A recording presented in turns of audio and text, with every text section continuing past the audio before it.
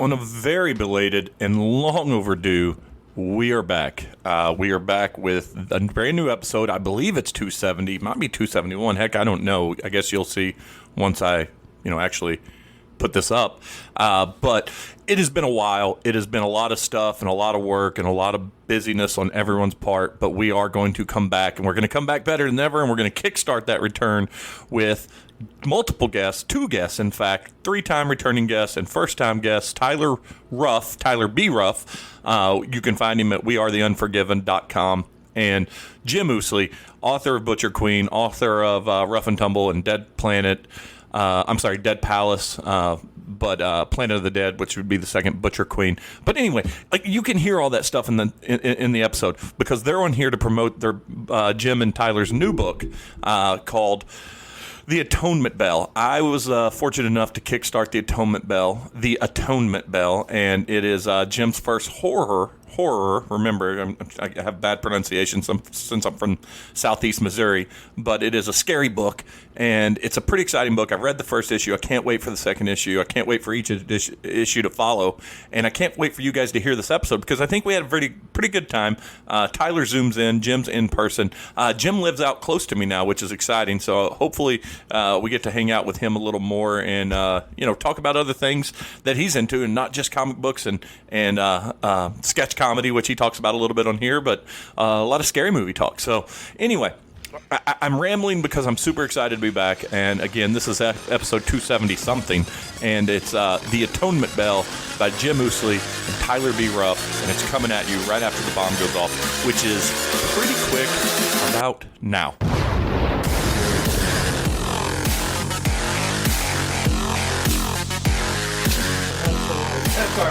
I can go closer.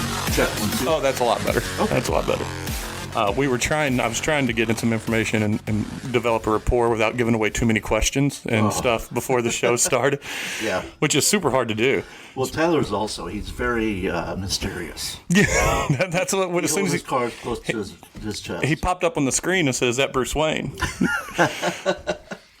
So, but I got to tell you what, since we've got these on and it's a little warm down here, you want to go ahead and start?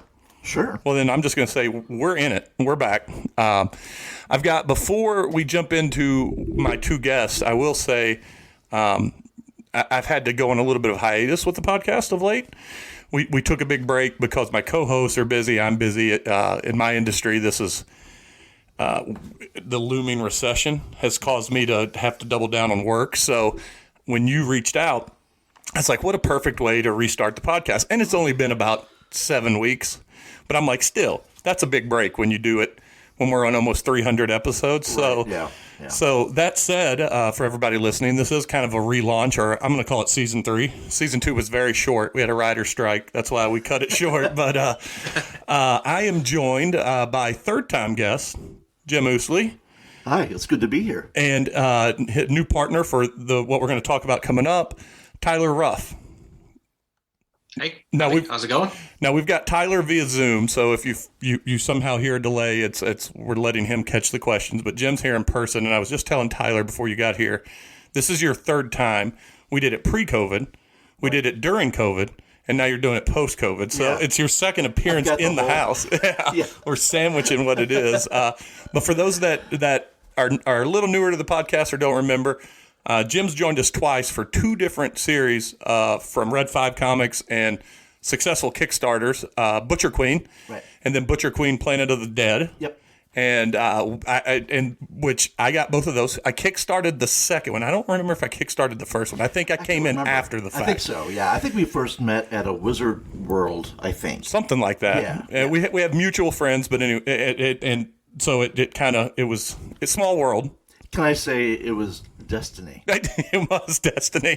Well, you write, so you're a wordsmith, so you using words like destiny, I can't argue with it. So, but we are here for a specific reason again, because here we are back on the podcast talking about a brand new comic. This time a departure from the sci-fi. Mm-hmm. You're venturing into the scary books this time around. Yeah. With The Atonement Bell. I want to get into Tyler here in a second, but I do want to get some background on the Atonement Bell for a little bit because,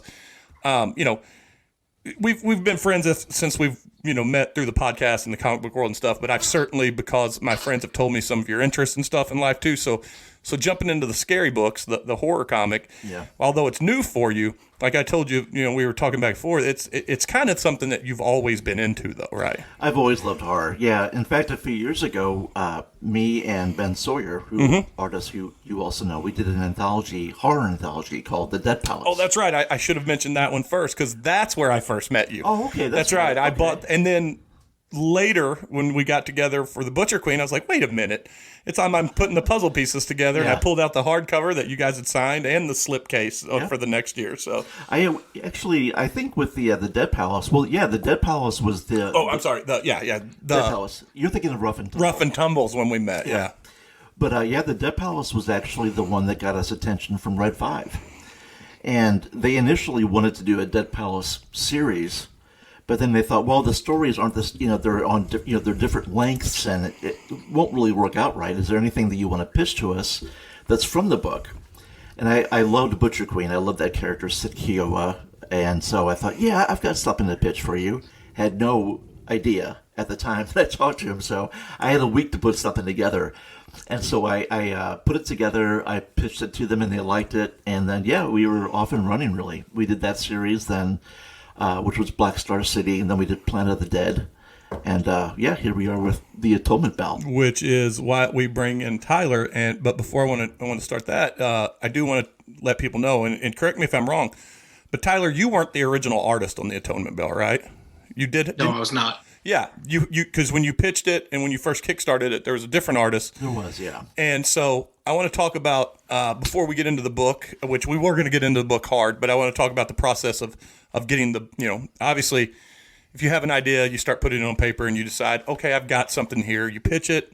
It's going to be a book. Red 5's going to get behind it. You kickstart it again. And at this point, you're like, I got to say, kickstarting's old hat for you, because you've had three or four? It's this was my fourth one, I think. Fourth successful Kickstarter. Yeah, but it's when you do a Kickstarter, you kind of, while the campaign's going, you devote your life to it. Yeah, 100%. And it's so stressful. Like even when you're done with the Kickstarter, even if it's successful, there's so many moving pieces to it. Like you've got to get the other sort of rewards to people and have those created, and it's pretty wild, but it's really essential for what we do in the comics world. Really, if you don't work for the big 2 or 3, this is pretty common to do a Kickstarter and then have the.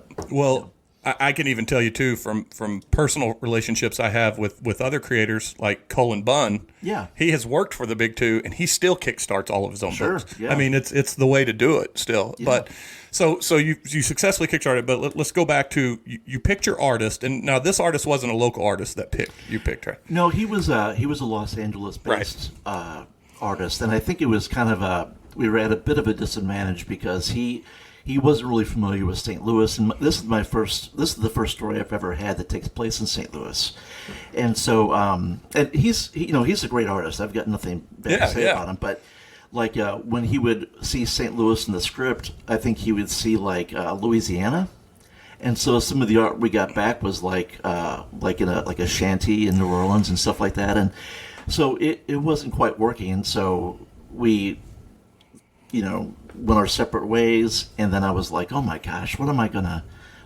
do? Because I just couldn't think of anybody in town that I knew, and I really wanted somebody from the general metropolitan area because of the aesthetic and everything else. But I couldn't think of anybody whose art could really match that. And then Ben is busy with a bunch of stuff. He is always, yeah. Yeah, and so you guys have done successful stuff together in the past, and not that there was a I know he's even going to do a pinup or he's doing the colors. Colors. He's doing colors for because he's really dove into that too. Yeah, he's great. Yeah, and we're friends and stuff. Yeah. But you had to scramble to find a new artist. Yeah, at one point I was so I had worked so hard on the script and everything else. For a brief moment, I was like, I'm just not going to do this, and I'm going to just refund everyone's money. Oh, wow. And just kind of, forget about it. But actually, Tyler and I did a free comic book day signing together. And Tyler writes, and he can tell you about this, he writes a series called Unforgiven. And I saw the artwork, and he and I talked a little bit, and I was like, oh my gosh, this is really kind of a godsend in a way. So I was like, oh my gosh, I need to pitch this to Tyler. I hope he likes the idea, and then Tyler can take it from here. He's probably tired of hearing me talk. I mean, he's probably had to hear you talk a lot over the last few, or at least read your words. So, yeah, we met at the Free Comic Book Day, and I'm always busy with The Unforgiven. That's my ongoing series that I do everything for. So that's I do the writing, the colors, the pencils, the inks, the promotion, the publishing, like every aspect of it. So that's a full-time job in and of itself, plus the day job. And but I read the script and I liked what I read, so I thought, well, let me give a shot to because I'm usually only just my own solo project, and I thought, well, let me try a collaboration out. Let me try out publishing through a bigger publisher than self-publishing, like still indie but way bigger than I was used to. So I thought, yeah, all right, let's give this a shot. Well, now we are. You said this. So is this your first real collaboration with drawing someone else's words? Yeah, this is my first collaborative project. Yeah, all my other stuff is solo work. Yeah, he's The Unforgiven is a really great series, and he actually, I think, gave me some stuff, and I bought some stuff. I can't remember. I didn't steal anything from our table. I know that. There was no theft that I know of. Well, real quick then. We'll have to check the cameras. Let's touch on that before we get to the Atonement Bell too. Then we are theunforgiven.com. That's your domain, right? Or your website. So, and people can check that out there. But give the elevator pitch on what that book's about for people. It's about a group of rebels trying to take down a corrupt government after a war has destroyed most of the planet. It's a sci-fi action adventure series. Guns have been outlawed, so people are running around with swords and bows and whatever they can find to take back their world. Oh, awesome. It's a cool series. Yeah, and how many issues are you on? I just published the 17th, I think. Holy cow. Yeah, so it's a 50-issue series, so I got a little while to go. And are you getting it? What's your rate of getting it out?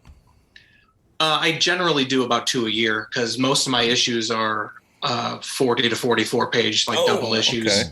So a lot of them there are 4 of them that are little half issues that are about 10 pages, but most of them are double-sized issues. So we'll just call it a prestige format, which you pack a lot more per issue. So, and how do you distribute that book as an indie book? Just through your website, or do you have some other site that they can order through? Yeah, it's print on demand, but mostly distributed through me. Yeah, okay. I on my website, I've got a web store. People can get it there. You can read most of it for free on my website. And if you like it, hopefully pick up a hard copy. At conventions too, because you do, that stuff sometimes. Yeah. Yeah, and I find that's the best way to connect with people is in person at tables and things like that, and get them to like actually hold the book in their hands and be like, oh no, this is a cool thing that looks way cooler off the screen. Yeah. Well, I'll tell you, I got the preview copy. I read the preview copy, and I had forgotten, and then it's my fault for forgetting that when you switched artists, you had told me, yeah, I'm switching artists, and I had forgotten that you had said, I guess I just glazed over the fact that you went with a local artist, and when I sent Jim a message a week or two ago when I finally got to read it, I said, man, I don't know what the other art was going to look like, but whoever you got to do it now has captured what St. Louis feels like to me. Yeah. And it makes way more sense that you're from here because you nailed St. Louis. Yeah, absolutely. And that was really important to me too. Like that, I really wanted to make sure that the people from here were like, I know that place. I've been there. Like that's exactly what it looks like. That's that street goes to this street. Like I wanted it all to. And that's what was great about it. And it's not even to demean how much work you put into it, but like on some of the landmarks. But just when the characters are driving into town, the highway, I was like, oh, that is definitely St. Louis. I know where that is. I mean, that's such an arbitrary, could be such an arbitrary scene.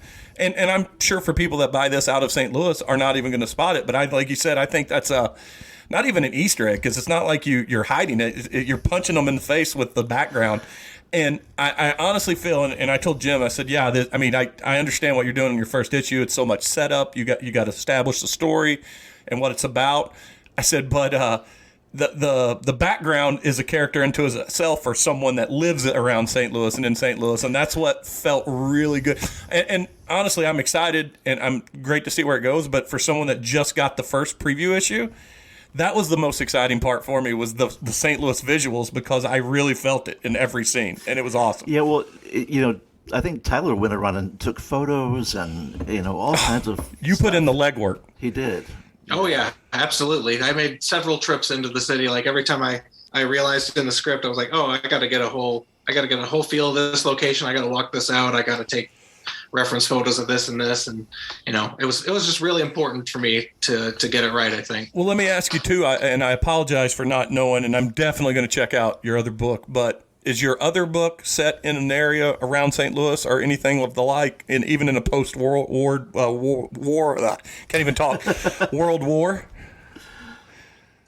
There are 2 issues that do take place in a post-apocalyptic St. Louis. Okay. So is this different for you? Too. Like, is this vastly different to draw modern times and actually pull from picture accurate landscapes and landmarks? Yeah, there's a lot less to just make up. Like, there's a lot less I have to completely conceive of out of thin air that doesn't exist. Which one of those packs more pressure, making up your scenery or having to duplicate stuff that is known by people? It's hard telling. They each have, their perks and their drawbacks. When you can make stuff up on your own, it's, nobody knows what this looks like. So that's a wide, infinite possibility, and that's a lot of pressure. Yeah. And you got to make, if you're coming up with futuristic vehicles or futuristic weapons or anything like that, you're like, well, this has to make sense. So there's a lot of thought that goes into that. And I guess it is a little easier to be like, yeah, this exists and I can get a picture of it if I need. Yeah. It's funny because you apparently collect sci-fi artists is what you do, because Ben was such a big He loves sci-fi, but actually Tyler's a horror fan. Oh, also. okay. So, horror and sci-fi, definitely. Well, that's a pretty good transition, because we set, and as this comes out, it will probably come out on Monday. So we're on the precipice of Halloween. Yeah. And we'll break down what the Atonement Bell's about, because I feel like one way to let people get in touch with it is to find out what inspiration you drew from. So as horror fans in this time of year, what's the go-to for scary movies for you guys? You want to go first, Tyler? Oh no, you go for it. Okay, so because you came in wearing a Halloween shirt. Yeah, Halloween 3, Season of the Witch. Though arguably the worst one, arguably. Well, I like it. I know. Well, let me rephrase it. A bad Halloween movie, but not a bad movie. Yeah. There's no Michael Myers, but yeah. So I'm a big fan of the Halloween franchise. I've seen the latest movie twice already. Okay, I want to come back. I want you to put a pin in that for me, but because I don't want to bog down with a movie review, but I do want to hear about it. Because again, I feel the same way with it, like I did Season of the Witch. Okay, it's not necessarily a bad movie, but it got off in the Halloween off ramp and went into some other territory. But sure, yeah, but yeah, I like that franchise. But I also like The Changeling. I like that one a lot. Black Christmas is one of my favorite movies. Oh, that's awesome. Of all time, probably. So, and I'm a big fan of the Universal classic horror movies, like Frankenstein, Bride of Frankenstein, The Old Dark House, which is one that not a lot of people know about, but that's an amazing film. And actually, one thing I love about Tyler's art, obviously the first stuff that I see is pencils and inks, and a lot of that stuff really does capture, for me, a bit of that sort of almost gothic autumn atmosphere. I can see that. And so it's really a treat not only to see St. Louis represented so well, because St. Louis is an important part of the story and there's a reason why it was set there, but also to see the more fantastical stuff that Tyler does. It's so much fun. And if you like the art in issue 1, issue 2 will blow your mind. Awesome. Yeah, that's a good tease. Well, there's one page in particular, they all look great, but there's one page in particular that's like one of my favorite pages ever. It just looks amazing, and you'll know it when you see it, probably. I can't wait. Now, I will say before, because I want to find out Tyler's his fandom when it comes to horror movies. I do want to say you brought up something earlier about the art and the previous artist, and you said that it was too much Louisiana. Now, I guess if there's a defense of that guy, which you said there was no hard friends, I could see where he would get off on a mistake on that from the very opening scene to how it's set in the woods, and with the with certainly some of the colors of the characters that you've created in this. It's too bad that he couldn't get out of that because good for us that Tyler could jump into it the right way because I mean I could see where that would, when you don't talk can't talk on a daily basis, or you're conversing through email or what have you. Well, Tyler, the thing with Tyler too is that if you look at his work, you can tell that he really, really, really cares about everything, all the details, and the devil's in the details, right? And I think for this kind of book, that's incredibly important to put across, and you can tell in every panel that he really gets it. And one reason also, and I didn't mention this before, I may have told Tyler this, but I don't remember. One thing I really like about Tyler's work and why his work is so important to this book is that a lot of it is people talking and having these conversations. And when you read a comic book like that, and you see those characters, they need to be emoting something. They need to be in that moment. And Tyler does that. And not everybody's good at that. Especially in the first issue through the car ride and the first arrival at the house. I wouldn't say it's a lot of dialogue, but it is a lot of character building for future stuff that comes up in the issue. And it's a lot where as an artist, Tyler, is that something a challenge that you welcome, because you have to find visually something to keep people's attention throughout this? There's certainly people could get lost in the I guess, for lack of a better word, the mundane of the setup, since it is just conversation or in a car. Yeah, thanks. Yeah. But I mean, is that something that you sit down, you're like, all right, I have to, because I harped on a lot of your backgrounds, which are beautiful, and how much they capture St. Louis, but Jim's 100% right. Your characters are great too. The art on the characters are great too. But is that a conscious decision that I have to sit here and I have to make this driving car scene look interesting to people? Yeah, I mean, all of the talking heads, like facial expressions, are kind of my bread and butter. I've got a theater background, and I'm into the melodrama, making it look, as appropriate to the emotions that the people are feeling as possible, and within the realm of also keeping it interesting.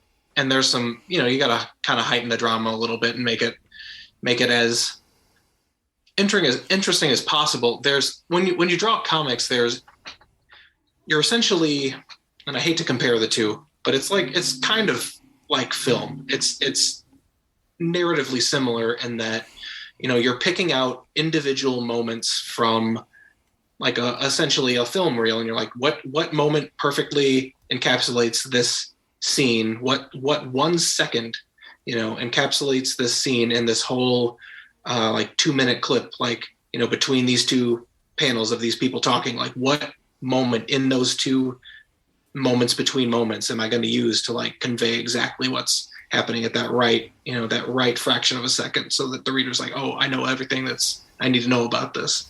And that's, you got to be pretty judicious about that. And so I do my best to achieve that. And there's, a lot of facial expressions, a lot of emotions, a lot of, snapshots of these people who never lived, to try to convince people that they have, know. And that's hard. I mean, that's not something you see a whole lot of. You don't. There's not a lot of artists that can really do that. You know what I mean? To my way of thinking, and these characters mean so much to me. I love. I was telling somebody recently that when I finished writing the Atonement Bell, I was a little bit sad because I missed the characters, because in a funny way they kind of become your friends. They've got their own little personalities, and again, Tyler has been so good at drawing that out visually, and it's just a great matchup.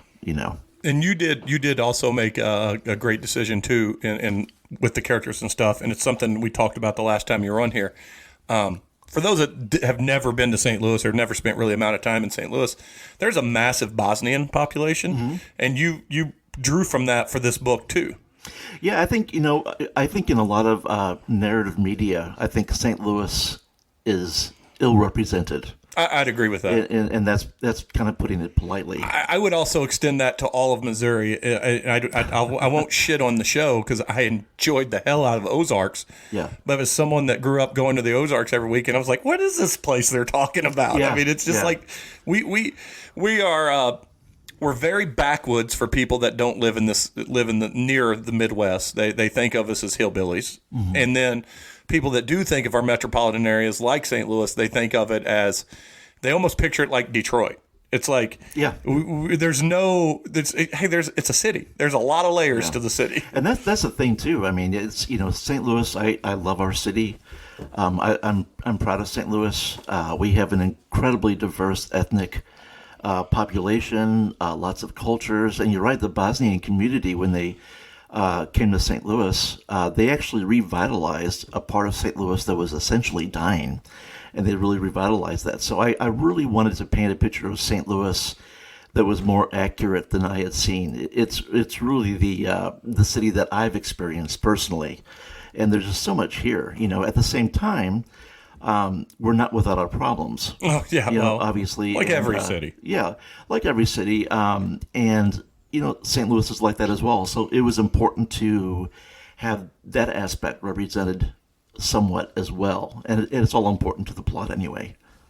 Yeah, no. And again, and I know this can be said for a lot of cities too, but I think you draw in, you really hint to a little bit of, I guess, some of the discrimination and the racism that has existed in the city. Because for unfortunately for us, there is a systemic racism really affected how St. Louis was developed throughout the years and stuff.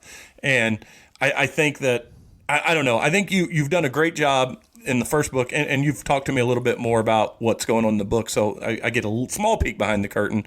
But it's not even, what's great about it is you feel the love from both of you in the book, especially even in the first issue, and it's not like you had to go do a deep dive and research. I mean, you've lived it. We live here. Yeah. A couple of people brought up the idea that we have Gaslight. They talk about Gaslight Square a little bit because that's where the general area where they're kind of at. And we mentioned Red Fox and Tina Turner. Yeah. There's so much stuff that people don't know about the city that's just pure magic. Yeah. 100%. Yeah. Now, I want to go back to the question I asked, because you do a great job. I don't want to give too much away, but the ghostly figure that's kind of behind this whole thing, you do a great job on how she looks, Tyler. And I want to ask you, as a horror fan, drawing some of these deaths and some of this stuff too, what was other than just your own imagination, what was some of the influence that you pulled from cinematically to make this happen? What was your favorite scary movies to get you going? I generally go back to old Vincent Price movies. Nice. I like, House on Haunted Hill, House of Wax, like the original ones. I like Night of the Living Dead, the original, and Dawn of the Dead, the original. Funny, you got to say like the original with a lot of these as a qualifier, just because of how many times they've been made. But I like. I generally like the older horror movies, but I like stuff like The Shining too as well. That's, I guess, old at this point, but older anyway. I'm looking it up just so I could bring it up. I recently had I've got I was telling him a little earlier about my friends that are both comic and novelists out of Kansas City, and I'm doing colors for their upcoming book that they're doing. But we're in this. They started this Midwest Horror fan club on Facebook that we've done, and one of the guys brought up a Vincent Price movie that I'd never seen, and so I had to go back and watch it this week, or this past week, and man, I got to tell you, I was blown away by it, and I for the life of, here we go, it was his character where he had very few words in it through the whole. What was his character's name? Oh, Dr. Phoebes.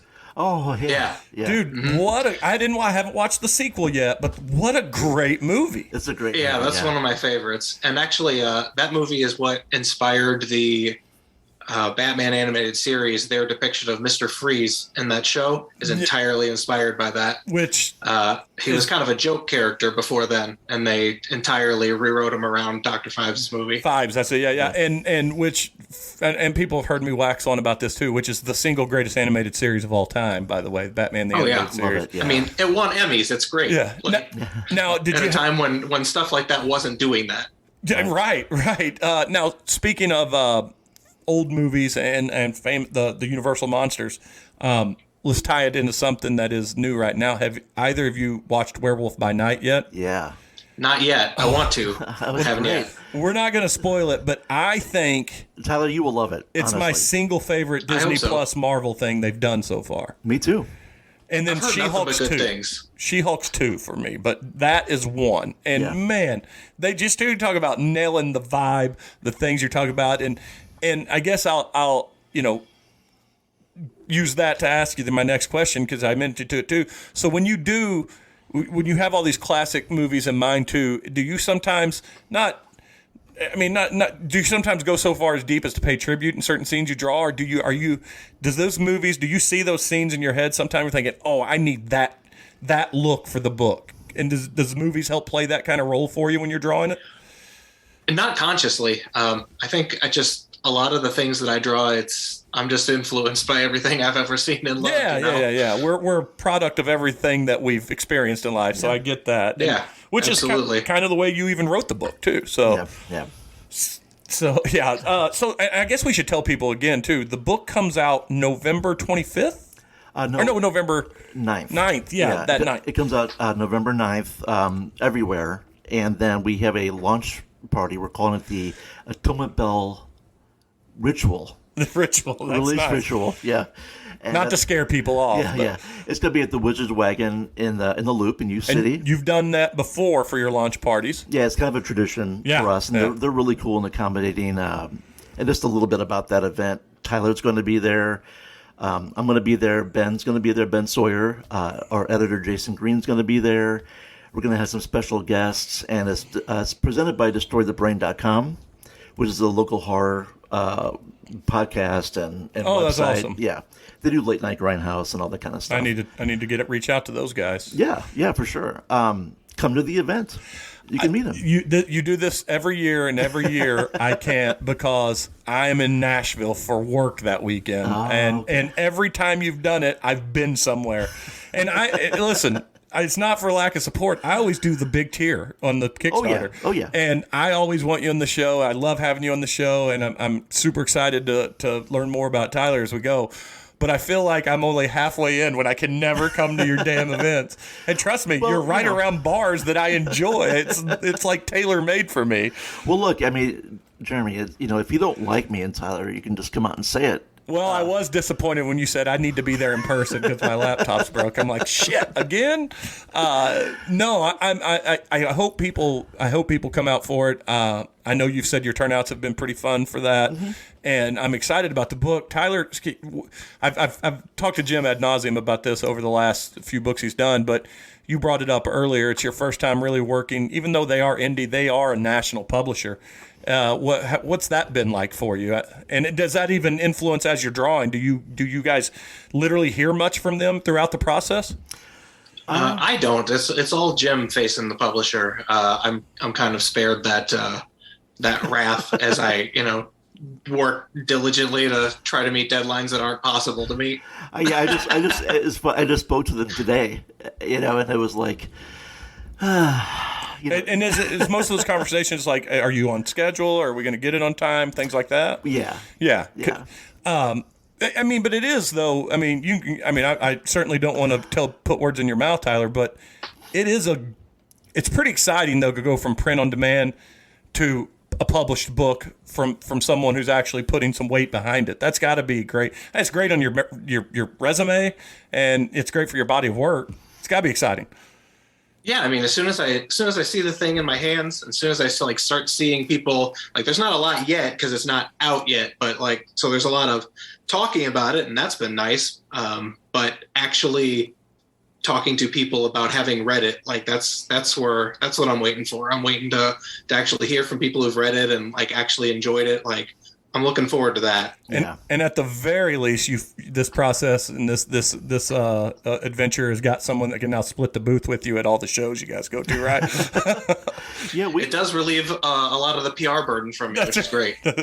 Well, actually, I'm really looking forward to at some point when we have, conventions are winding down now, but the season's essentially over for the most part. Yeah, but I'm really looking forward to exposing the book to people at conventions with Tyler. Hopefully, I mean that would be really fun for me, because we met kind of quickly, wouldn't you say, Tyler? And then we started working on the book together. So we haven't really had a chance to like hang out or do anything. Nope, right? All business. Yeah, and I'm the kind of person who doesn't like to be all business. I like to be friends, and you know what I mean. You like fun stuff. If anybody doesn't follow you on any social media, and the fact that, and I guess this is a good transition to ask about it. I mean, you like fun stuff like improv groups and recording improv albums. Yeah. I mean, that speaks to someone who doesn't want to be all business. Yeah, we just released a record, Boys with Scarves. It's a sketch comedy record, and I don't know if anyone's really done sketch comedy records since. Yeah, it's certainly been probably. I gotta say, I would go so far as to say if there was one in the '80s, it probably failed. But I mean, that's certainly a more of a '30s to '50s thing. But there were groups throughout the '60s and '70s, especially up until. Oh yeah. I would almost say that I think the advent in '78, '79 SNL. Yeah. Probably is what killed the sketch comedy record. Probably because it was more easily accessible. But it began as some people that I did some theater and film work with, and we've always wanted to do it. And it was a pandemic project where everything was in lockdown, and so we did that. I did my stupid haiku book. Yeah, which is great. And so, so this is I do enjoy working with my friends. I can't remember. I think. Because of the tier I got, I think I get the haiku book, right? I can't remember offhand. I think I did. I think that's part. I think that was one of my favorite parts of it, to get the haiku book. So, okay. Now, Tyler, you mentioned you had you come from a drama background too. So is the visual arts been something that you've experienced or had some experience in over the years? Yeah, I used to do a whole lot of theater. I haven't had much time lately, and then there was a pandemic. What was this kind of theater that you gravitated towards when you did that stuff? Oh, I did local theater here in town. There's the Capitol Theater, the Mask program here in Waterloo. I was part of that. I did Mr. Roberts a few years back. Oh, okay. And then all through high school, I was in every production, both of them every year. And so you love true theater too. I'm not that it's not true theater, but whereas not sketch comedy, but you did true plays and things of that nature too. Yeah. Okay. Yeah. Stage productions. Yeah. We're actually, I mean, the more we talk and do these sorts of things, the more we find out about each other, because I was the same way. I did, theater, work with St. Louis Shakespeare and Magic Smoking Monkey and, all kinds of stuff. And I can't, doing what we do now, like what we're doing with the Atonement belt, that's kind of like where my real passion is, and that's like my favorite. Writing thing. Is your favorite? Is what I think so? Yeah, and that's kind of increased as I've gotten older. And you've done a ton of performance art and stuff over the years, and from music to this, but writing is what does it for you the most. I think so, because it's the most challenging, and it's so it's something that I can do from my own space. You know what I mean? Yeah. And when you have kids, I've got two kids. They're the worst. I have two also. They ruin everything. They do. I just came from a parent-teacher conference, actually, for the week. So I was telling you about that. But no, actually, they're the best. And right now, in this phase of my life, it's about QTR, quality time remaining. Oh yeah, 100%. And that's really, and I try my best to have that, to kind of parlay that into my work, and do something that. If I died tomorrow, this would be a great last thing to leave behind. I kind of approach everything that way now. Well, that's I know on the surface that sounds morbid, but that's a good way to know that your heart's 100% in it. Yeah, like Tyler, as an artist, I'm sure he feels this way too. The great thing about loving an artist or a creative person is that even when they leave this earthly plane, Yeah. you still have their stuff. You know what I mean? Yeah. They can still make people happy after they're gone. And that's one of the great things about art and creativity. If I have to put it in my will for my daughters to keep paying my my Podbean bill so they can always get my podcast for the rest of my life. So hopefully they can do that. No, certainly he and I were talking earlier. I've written 6 issues, and I'm now going to go back to plotting and drawing out the book that I've been wanting to do for I'm years. excited for you. That's awesome. Yeah. And now I'm doing these colors, and which has kind of gotten me excited. And then obviously the kayfabe-tober. October, I love doing all the drawing prompts that pop up. But where I messed up is I should have started in COVID, and I feel like I'd have had all 6 issues done. Yeah. But now that the world started, I mean, my youngest daughter plays soccer to a level to where I'm at soccer 4 days a week, plus games on the weekend. Yeah. And then there's work, and then my oldest daughter is she's a senior, so we're transitioning into finding colleges and getting excited for that. Now, when I get that deadbeat out of the house, maybe I'll have a little bit more time to do what I want to. What about you, Tyler? Do you have kids or anything that you're balancing home life around that you you have to sneak into the artist corner and draw when no one's looking? No, just the cats, but they don't like when I work late. Do they get up on your drawing tab? Yeah, they actually do. If I work too late and I leave the room to go to the bathroom, I'll come back and Brina will be sitting on my seat and she won't get up. So I got to go relocate if I want to keep working. Well, I'm gonna ask a question I alluded to before Jim got here with you, and I'm gonna speak a little more into like a little more technical geek talk here. But I do have some people that listen that would really enjoy it. When you do your art for this book and your own book, how do you go about doing your art? Do you lay it down on pencils and scan in, and then take it to a computer process? And what are you using when you do that? Yeah, I still mostly work traditionally. Everything that I can do traditionally, I do. I do, I have my printed script, and then I'll take that and do hand-drawn storyboards and layouts. And then I'll do pencils from there onto, full actual comic pages. And then... Did we just see a sneak peek for an upcoming issue right there? And then I'll ink the pencils after I scan the pencils, and I scan each part of the process, because just in case something gets screwed up, I don't want to lose it forever. So then I'll ink the pencils and scan that in, and then make any kind of adjustments I need to do in Photoshop. Like if I'm in some of these scenes, there's snow, so I'm not gonna do white snow and ink around all that. I'll do all the snow digitally, and then with The Unforgiven, then when I do colors, everything that takes place in the past is in grayscale, in black and white, and I color all that with the neutral gray Copic markers after I do the inks. Oh, so you're actually doing that physically before you scan it in? Yeah. Oh, awesome. Yeah, I do with The Unforgiven, for anything that takes place in the past, it's pencils traditionally, inks traditionally, and then colors traditionally, and then the only thing I do digitally is any kind of lettering, or light glare or anything like that. Little highlights here and there, and then anything that takes place in the present then is a right now muted color, and I color everything in Photoshop. So colors and letters are the only things I do digitally, and then just a few little elements that don't really make a lot of sense to do traditionally, like any kind of overlay, like a reflection or something like that. That's awesome. Now, I guess I know it's not as exciting, but we'll spin it back to you. So when you come out with a script, are you doing a handwriting notes, or do you go straight to typing out what you want every time? Well, this one was a little strange because the seed for it was planted when I wrote a screenplay called The Angels of Warwick. And I kind of wrote it for myself. It was almost like a tone poem. It was nothing that would really translate to being entertaining or communicating things. It was just so personal. So, but I guess there's some catharticism to that. Oh, too. absolutely, yeah. But there were a couple of characters that I wanted to explore, and I wanted to make the story work.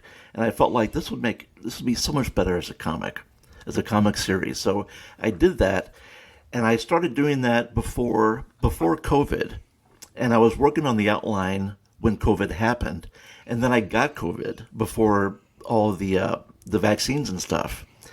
and that really knocked me out. Yeah. And then for a while after that, I had the brain fog, and so it was really a struggle to get through the outline because I just couldn't concentrate. It was the weirdest thing, but I finally did, and it was so satisfying. It's really kind of typical, I guess, or cliche to say this is the best thing that I've worked on, and it's but I really feel like I really made it a point to kick things up a notch and really push myself, and the fact that I feel like Tyler is sort of matching that marriage is working so well creatively that it's so gratifying, and I can't wait for people to read it and check it out. I think that any real artist, when you're creating something, whether that's writing or I guess drawing to an extent, but certainly writing and music, I think I think if you really are good at your craft and you really you should always almost feel like this is the best thing I've ever done. Yeah. Because you're getting better and you're getting more ideas, or you're better at your craft as you go. Now, I will say, in music, I've always heard guys like Paul McCartney say this is the best I've ever done, but you were a Beatle, so that's a tough one. I don't buy into that. It's subjective, right? Yeah, but no, I do understand that you more of yourself goes into it. You get more comfortable doing things like that, and that's awesome. Yeah. And you should be learning. Like you should never stop learning. You should always be trying to improve and learn and get better. Well, and you brought up, and I want to tie it back to this book too. You brought up something early, Tyler. I think it was you that brought it up. It might have been you, Jim. I don't even know if there's a real question here, but you had mentioned that some comic books are done so well, how you pace it and how you draw it, that it is like a movie. Mm-hmm. And I certainly think, and it's too bad Ben's not here to talk about this, because there's certain guys like it there, and I know one of his favorites, Sean Murphy. Mm-hmm. I almost feel like that guy should be a director because of the way he draws his outlines. Sean Murphy? Yeah, because it looks like a movie. And certainly he did a book with Mark Miller called Chrononauts. Yeah. And that thing was optioned before it even was printed. Oh, wow. I feel like there's a fine line. Like sometimes it's good to have that in a book, and then sometimes there's things that I never ever from comics want to see in a movie. And I can tell you, like, obviously we've come a long way in filmmaking to where Avengers was amazing stuff, but there's still some great old 90s X-Men stories and some books like that like you can't make a movie out of that. I think even with the Avengers, though, if you really want to get a good Avengers story and a really good Avengers adventure, for example, read the comics. Oh, yeah. Yeah. I mean, I think in the industry now, a lot of people create comics in the hopes that they'll get a movie deal or get it optioned, which is great, but just speaking for me, I don't want to speak for Tyler. For me, when I was, working on it, it was more important to just make a damn good comic. Yeah.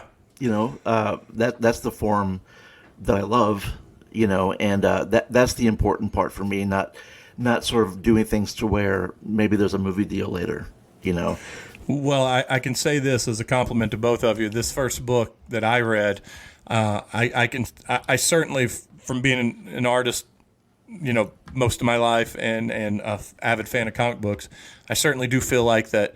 I can tell by the way you talked and stuff and your love for St. Louis, both of you and stuff. You probably didn't set out to make it, but I think some of the best compliments and parts of this book, I could see like that. I've referenced it earlier, like that car scene. That when I was reading that, I saw that moving in my head like it was a TV show. That's great. Like it was an HBO Max TV series. Like so that's kudos to you guys for pulling that off, because Thanks. It is, and it's.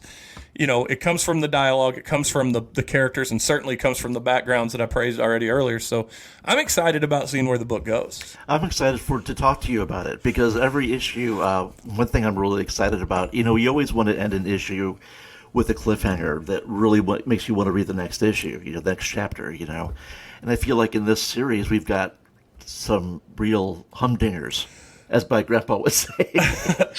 Well, I feel like, too, though, so with Butcher Queen, the first Butcher Queen series I thoroughly enjoyed. But there was something about Planet of the Dead that left me on the edge of my seat at the end of each issue. Yeah. And, it seemed like because of what was going on the planet, the stakes seemed a little higher, if that made sense. It was more dangerous. Yeah. And now you're writing a horror book, which, if done right, every issue should make you feel like, oh my God, who's dying next or what's happening next. So it lends itself to I'm super excited, and certainly some of my favorite comics of all time. Joe Hill's done a great job with comic books and stuff, and then not necessarily horror, but certainly suspense and crime noir. Dave Lapham, Stray Bullets is my favorite, one of my 3 or 4 favorite series of all time. Yeah. And every time I read an issue of that, I was like, holy shit, what's he going to do in the next issue? And I could see from what you're talking about and from how you teased me earlier about some of the art, I can't wait for that experience. Yeah, I can't wait to talk to you about it. I really want to get your feedback on it when they come out. But yeah, and that, again, one treat about working in comics is that when you write it, one of my favorite things is to get art from Tyler. Because every time, it's never a disappointment. It's always great. So do you always send him the layouts, or do you wait till it's inked? Do you wait till it's black and whites? At what point do you say, hey, does this look good, or is this what you're shooting for, or do you at this point, now that you guys, I'm assuming you're 1 issue, 2 issues ahead, Tyler? Yeah, I am going to be finished with the 3rd one at the end of this month, so just 1 more to go. So as you get to this point, do you even care because he's got it? Oh yeah, I have no doubt. Yeah, He's got it. that's awesome. But and we're Fairly collaborative. yeah, well, we're very much on the same page with a lot of the work. Wouldn't you say, Tyler? I mean, there's been a very few You can times, be honest here. He's not in the same ring. He's like, he's a tyrant to work with. We've had very few notes. I can only think of a couple. We just had one yesterday, actually, where I think it was yesterday, where we were talking about Jake. I got to be vague, but Jake, something happens with Jake, and how that's visually represented. And we were all kind of going back and forth, me, him, and Ben, and we settled on something that was really fantastic. Tyler, do you know what I'm talking about? Yeah. Jake, yeah, okay. I hope so. He drew it. He drew the damn thing. It's hard to get Tyler's reaction because there's a delay. Yeah, right. So yeah, it is collaborative, and I'm not like a micromanager or anything. You come across as a real hard ass, Jim. I know it's probably the muscles, probably. But no, it's when I try to be as detailed as possible with the script, but not so detailed that like Tyler. He brings so much to it of himself. Well, that's a great question there too, Tyler. Since this is your first collaborative experience, so you don't really have a lot to draw from, but you're used to doing your own stuff. There's horror stories out there about how Alan Moore would write literally everything on the paper that the artist had to draw, and then there's other situations where a writer just like, man, you go ahead and do it. It's up to you. And it's certainly like in the Stan Lee to Jack Kirby days when Kirby came up with most of the visuals. And like, is there a Stan would write dialogue? Yeah, I mean, is that how much of your book or your when you send it over? How much do you say this is what I'm looking for, and how much do you just trust the process from Tyler getting it done? Well, the reason why I wanted to work with Tyler was because I had, a lot of his perspective on social things. From reading The Unforgiven, there's a lot of things that he and I come from I think a similar place from. So it was something I never really particularly worried about, to be honest with you. I know that a lot of writers. They'll hire an artist, but it's sort of a subcontracting thing, and they don't want to share credit. But he's my co-creator on this. Because it's a comic book, it's a visual medium. I don't want to start too much of an argument on the interwebs, but when you talk about that co-creating and share credit, I also want to mention that a little bit like Stan Lee and Jack Kirby all over again. Yeah. But even with like our letterer, Ed Dukeshire, who's worked with all the big boys. He's just an amazing letterer. And it's the first time I've worked with a letterer who just does lettering, Yeah, what's that like from your point of view, Tyler? I mean, you do all your own stuff. What's it like to have a letterer turning it over? That's certainly something you don't have to worry about. Yeah, no, it is definitely something I don't have to worry about. It's nice to share the responsibility on everything because, it's a lot of work to carry the entire thing yourself, and you have to be like, okay, well, it'll take me this long to do this. I know it'll take me this long to do this, and then by the time you get to it, you're like, well, I can only put out so much a year then because of how much each facet of it's going to take. Well, so give us a little bit of idea of how that process works from that. So that's a good point. So like you still place the word balloons and all that stuff. You still do that for him and then turn that over to the letterer, and he does no determination on that part of it, or do you draw your page and say, oh shit, now I got to place my word balloons? How does that work? So I do definitely take into consideration where every single word balloon and box will go in my layouts. When I have everyone mapped on the storyboard pages, and I don't know how much Ed likes to go by it. Like I haven't really seen any of the finished like lettering, but I do make sure I'm very conscious of that, especially having done it myself for a decade. I make sure everything's got its place and there's enough room for everybody so that nobody's getting, squashed out of anything, art or lettering. I got to think that throughout history of comic books, there's some great artist, whether that's Jim Lee or Mike Mignola or whoever, has drawn this magnificent page and they turned it over to someone who put a word balloon right where he didn't want it, and then there's just blind rage that comes from Oh, I'm sure. I'm certain of it. Yeah. Well, what's interesting is that lettering, and Ed does something really great in the book. Like there's a couple characters that we call the Blood Children, and he does different lettering for them, and it's very. Even the lettering has its own character to it, So yeah, certainly when done right too, and yeah, which is absolutely. something people take for granted. And usually letterers aren't on the cover, but Ed's name is on the cover with us, and I think it's just fair because we're all sort of like contributing to this story and how well it's being put across. I think That's awesome. It's an important thing. Yeah. So how much do you get? I know we talked about it at the deadline, but when do you guys turn in updates or storyboards or just do you just turn in the finished product to Red 5 and say here's what we're going to release, and do they give you any notes? No, Red 5 doesn't give us any notes. It's pretty interesting. I mean, like when we were developing the Atonement Bell, I know that there's a little bit of language in there, you know. And I just didn't tell them about it, So I try to keep it to myself and my collaborators as long as possible, so that they don't. It is a horror comic, so they have to expect a certain level of maturity that comes with that. But yeah, and it's not overused at all. Yeah, it's very character driven and it's very organic, and I'm confident about it. Yeah. Yeah, and I mean, all language has its place, narratively, and it's back when I first started doing The Unforgiven, there was a point where one of the characters comes up on this giant pit full of bodies, just a huge, massive mass grave, and I thought, like, up until that point, I hadn't really gone heavy into any kind of cursing, but at that point, I'm like, well, this character's got to drop an F-bomb here because there's nothing else to It's too.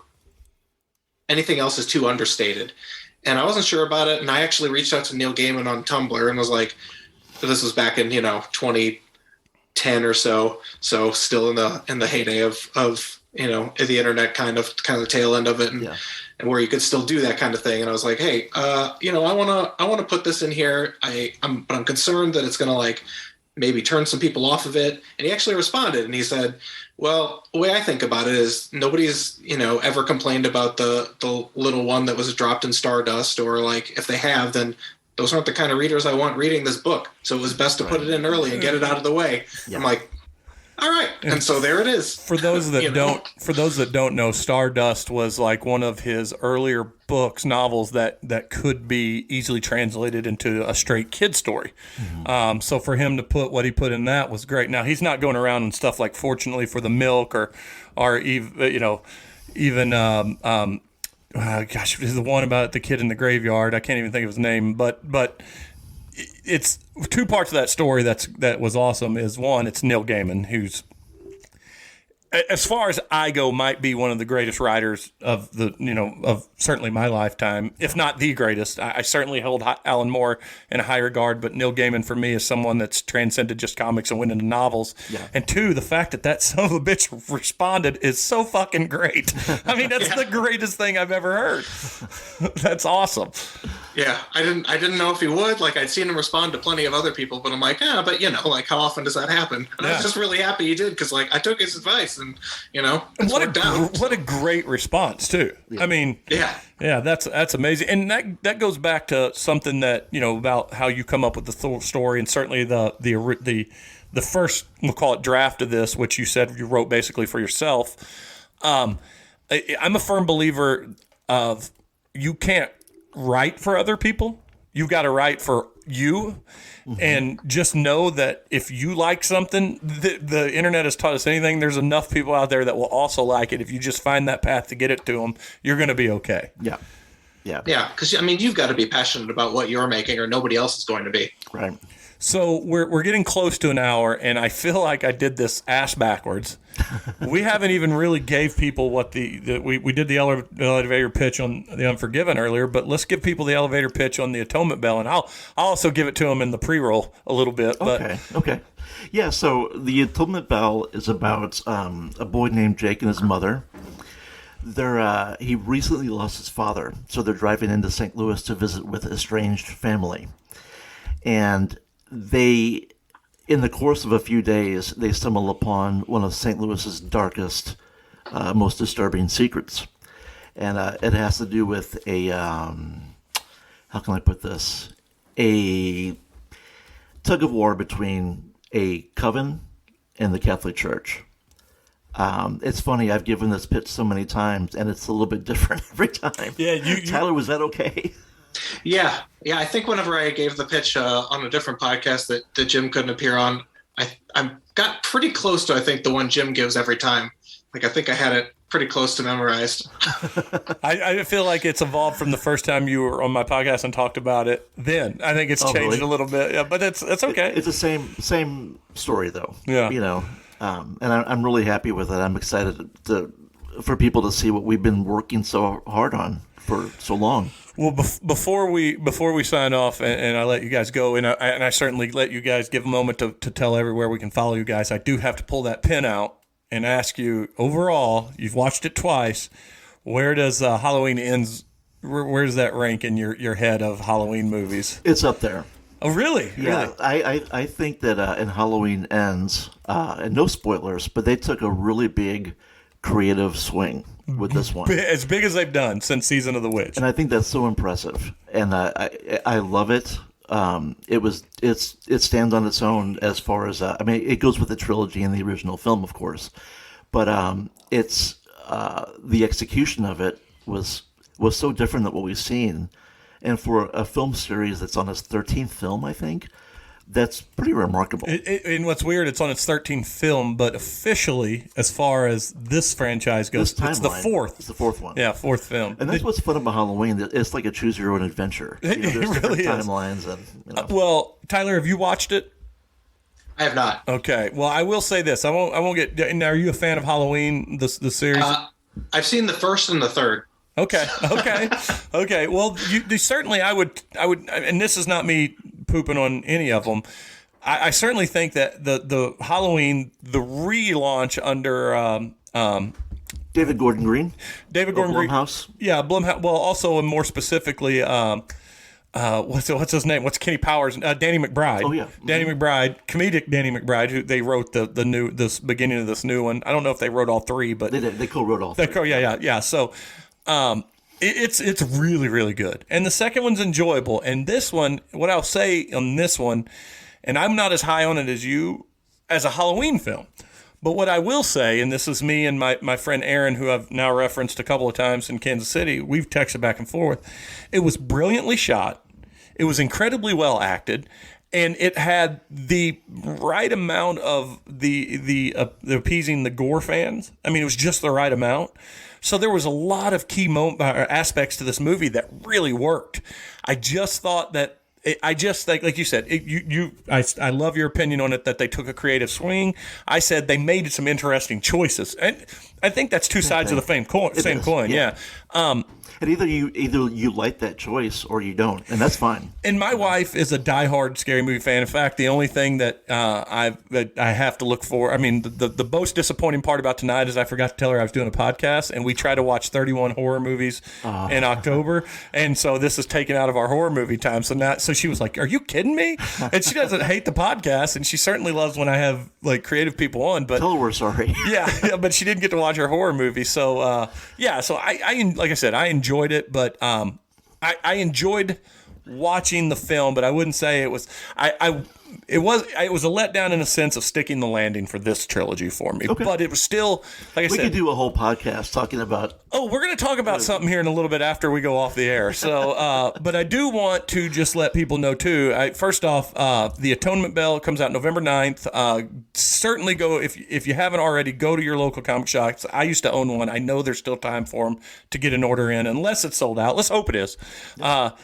There's certainly go demand it. I'll tell my local comic shop in here in O'Fallon Bugs. I'm gonna tell him he needs to get it in. And, awesome, thank you.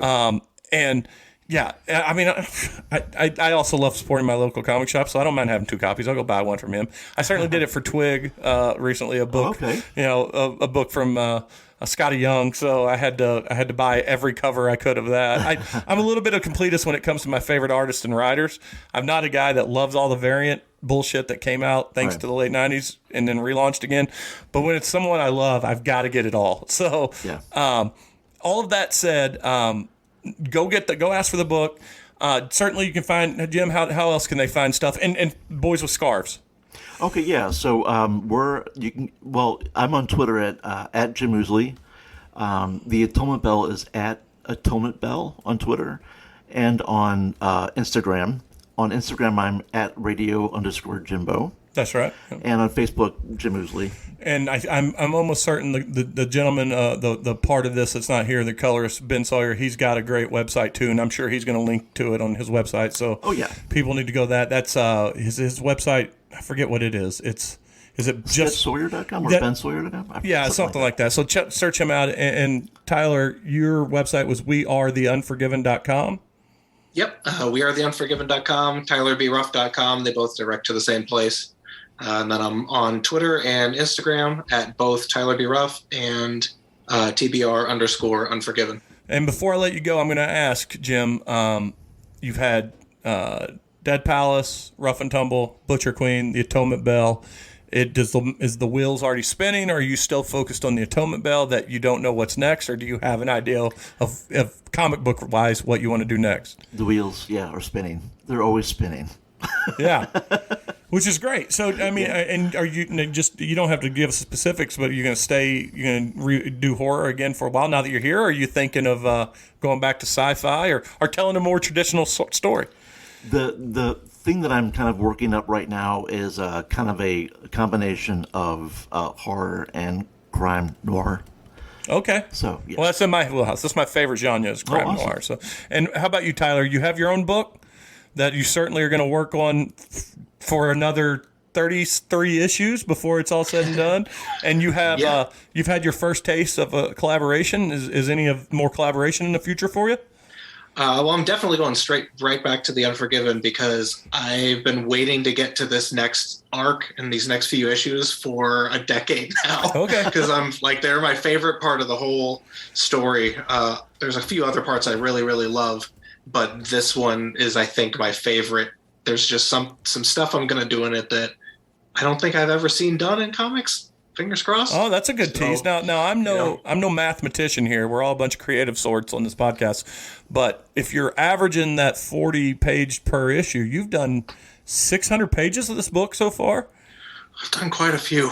I haven't counted. I haven't checked recently, but it's probably over 500. It's got to be up there. That's certainly deserves some accolades. That's impressive. I mean, it's impressive to self-publish anything and do it all yourself, 100% of it. And two, it's really, really hard to stick with something that long, no matter if it's yours, if it's someone else's, whatever. So that's pretty awesome. Yeah, pure stubborn willpower. Well, kudos to your willpower. And I think I heard, we don't have to give your address out, but you're from the Waterloo side? Yeah. Born and raised in Waterloo, Illinois. Okay, I'm down there every once in a while. I'll send you a message. I don't know if you're a drinking type, but there's a couple breweries that are around there that I enjoy going to. So, yeah, I don't drink, but there is Papa Vito's. So. Well, that's the other thing. I like that too. So I'm super happy you guys came on. If I'm missing anything, you certainly tell people right now. Otherwise, we'll sign off. I think we covered it. Just, thanks for always having me on, and thanks for having us on, and your support. When you do independent comics, it's a small publisher. Every little bit helps so much. So it's really appreciated. And thank you. No, hey, no problem. And I look forward to hearing from both of you. And once it's all, as it comes out, I'm certainly going to reach out and to both of you and tell you my thoughts. And I can't wait to do that because awesome. I enjoyed the first teasing of the first issue and from some of the things you guys said. But outside of that, I'm done talking. Maybe I'm going to go squeeze a horror movie in with my wife before I go to bed. We'll see how it goes. But yeah, that's it. Thanks, Tyler. Yeah, thanks for having me. I really, really enjoyed it. No problem, man. Have a good night. You too. All right, we kicked that guy out, Jim. I guess I could say bye to you too as well, but then, yeah, hold tight, folks.